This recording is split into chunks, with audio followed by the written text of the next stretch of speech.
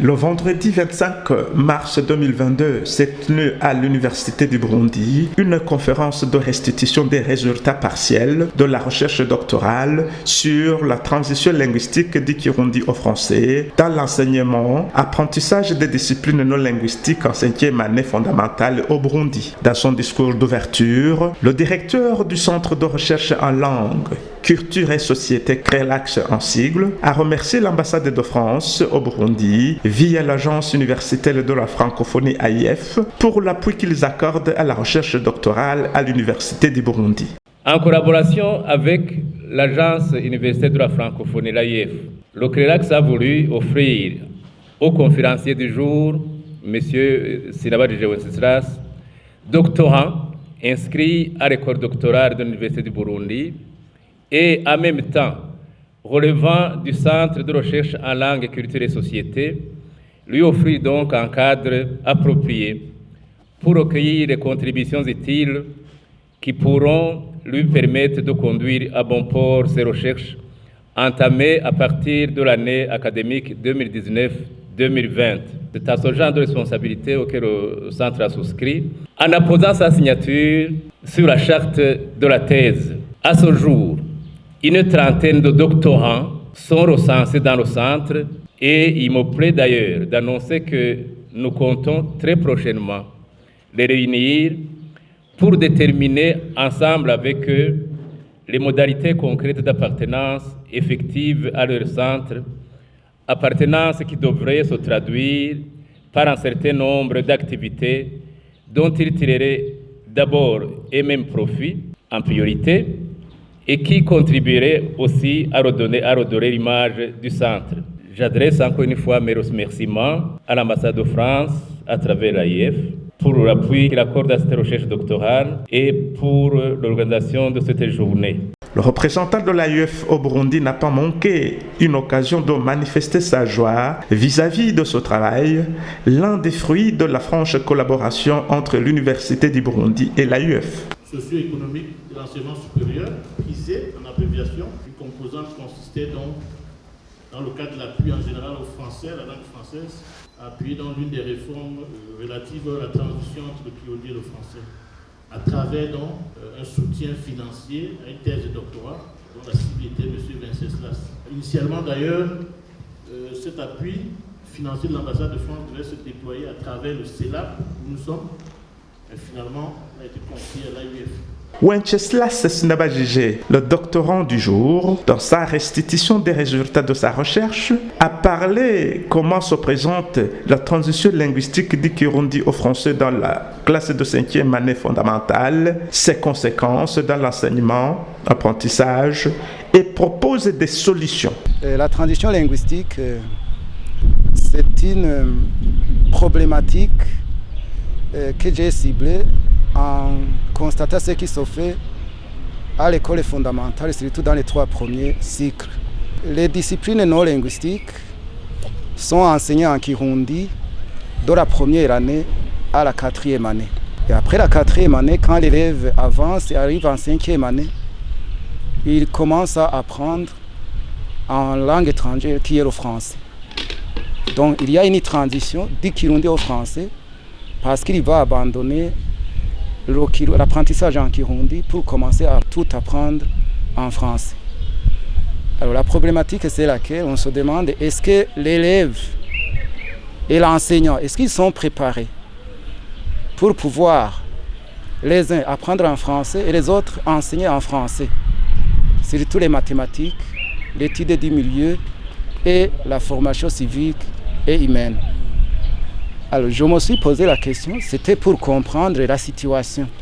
Qu'est-ce qui se passe chez les enseignants et chez les élèves quand ils sont en classe en mathématiques, quand ils sont en études du milieu et quand ils sont en formation civique et humaine. Surtout que ce sont des disciplines qui étaient enseignées en Kirundi pendant 4 ans. J'ai formulé alors des questions de recherche dont la première, c'est une question en rapport avec l'enseignant, l'autre, l'expérience des élèves. Troisième question, c'est une question sur les supports pédagogiques utilisés en classe, en 5e année, mais aussi de la première à la 4e année. La dernière question, c'est une question en rapport avec ce qu'il faudrait faire. Quel est le dispositif que proposent les enseignants et les élèves? Alors après mes recherches, les résultats que j'ai présentés ont été orientés à partir des 5 compétences linguistiques, 10 cadres communs de référence pour les langues. Il y a d'abord la compréhension. Est-ce que les élèves comprennent ce que disent les enseignants en français, en mathématiques? Est-ce qu'ils comprennent ce que disent les enseignants en études du milieu et en formation civique et humaine? Selon ce que j'ai constaté en observant les leçons, probablement la majorité des élèves écoutent et comprennent ce que disent les enseignants. En témoignent les réponses qu'ils donnent. Si l'enseignant pose une question, il lève le doigt. Quelqu'un qui lève le doigt, c'est qu'il a déjà compris.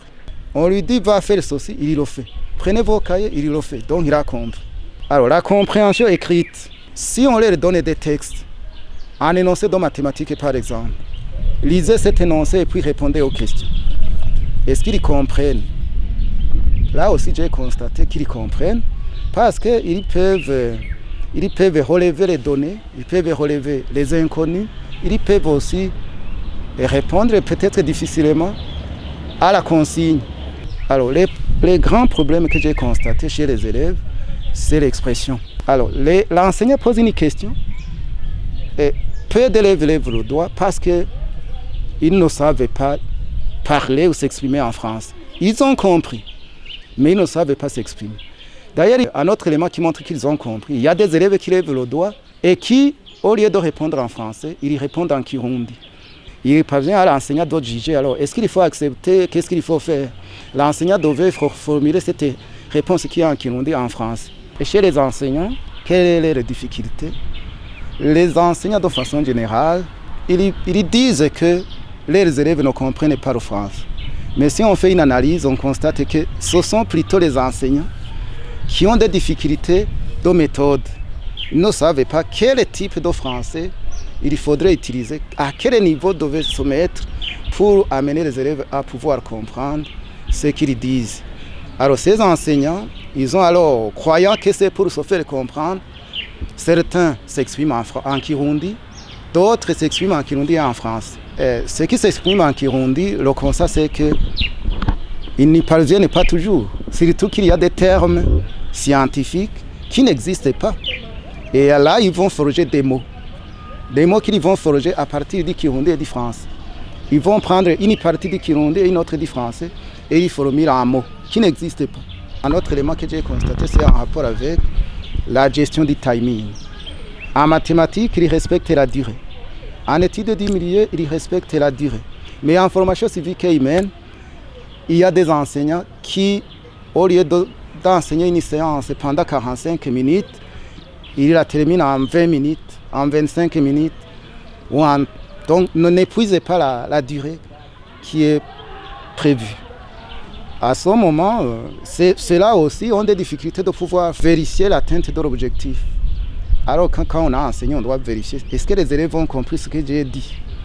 Ça, c'est une autre difficulté. Une autre difficulté, c'est effectivement pour les enseignants de pouvoir s'adapter avec le niveau des élèves pour pouvoir enseigner réellement en français. Ils ne voient pas les stratégies qu'il faut utiliser, faute justement de non-maîtrise de la méthode. Un autre élément, peut-être que j'ai oublié, c'est au niveau des contenus des programmes. J'ai ciblé les mots de mathématiques qui sont dans les leçons de français. J'ai trouvé que ces mots sont de loin inférieurs aux mots qui sont développés en mathématiques, en études du milieu et en formation civique et humaine. C'est-à-dire qu'il faudrait que les manuels prennent compte de ces mots de mathématiques, de ces mots d'études du milieu, de ces mots de formation civique et humaine et les mettre dans le programme de France. En d'autres termes, il faut que les concepteurs du programme de français tiennent compte des 3 types de français. Le français de communication, le français de classe et le français des disciplines non linguistiques. Comme ça, les élèves pourront améliorer l'apprentissage des disciplines non linguistiques.